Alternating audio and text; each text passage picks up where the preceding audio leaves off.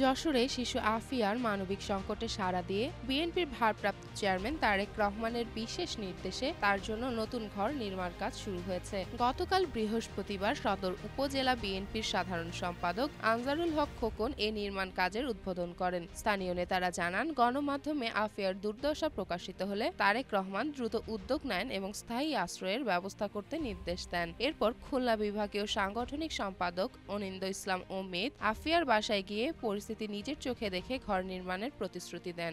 আফিয়ার মা মনিরা খাতুন জানান, এতদিন মেয়ের থাকার নিরাপদ জায়গা ছিল না, এখন নতুন ঘর তাদের জন্য আশীর্বাদ হয়ে এসেছে। স্থানীয় বাসিন্দারাও এই উদ্যোগে সন্তোষ প্রকাশ করেন। তাদের মতে, রাজনৈতিক নেতাদের মূল কাজ হওয়া উচিত অসহায় মানুষের পাশে দাঁড়ানো, আর অমিত ভাই সেই দায়িত্ব আন্তরিকভাবে পালন করেছেন। নির্মাণাধীন ঘরটিতে শয়নকক্ষ, রান্নাঘর ও বাথরুম থাকবে, যা আফিয়ার একটি নিরাপদ ও স্বাস্থ্যকর ভবিষ্যৎ নিশ্চিত করবে। চেমন ফারিয়া, জনকণ্ঠ।